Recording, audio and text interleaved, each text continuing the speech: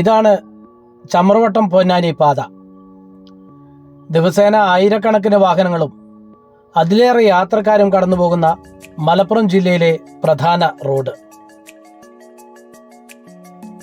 എന്നാൽ കഴിഞ്ഞ ഏതാനും മാസങ്ങളായി ഈ വഴി യാത്ര ചെയ്ത് നടുവൊടിഞ്ഞ് നട്ടം തിരിയുകയാണ് പൊതുജനം. എറണാകുളത്ത് നിന്നും കോഴിക്കോട്ടേക്കുള്ള എളുപ്പമാർഗം എന്ന രീതിയിൽ കൂടുതൽ വാഹനങ്ങൾ ആശ്രയിക്കുന്ന പ്രധാന റോഡ് ഇന്ന് പൊട്ടിപ്പൊളിഞ്ഞു കിടക്കുകയാണ്.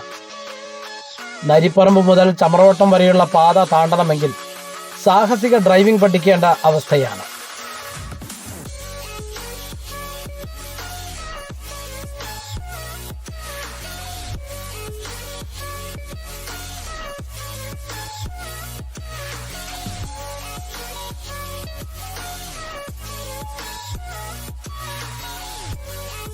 കൂനിന്മേൽ കുരു എന്ന രീതിയിലാണ് ഇവിടെയുണ്ടാകുന്ന ഗതാഗത കുരുക്ക്.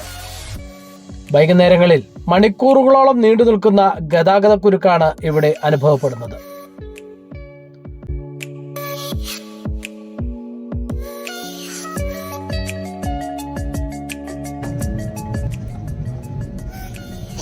ഭാരം കൂടുതലുള്ള വാഹനങ്ങളെ നരിപ്പറമ്പിൽ നിന്നും പഴയ ഹൈവേ വഴിയാണ് പൊന്നാനിയിലേക്ക് തിരിച്ചുവിടുന്നത്.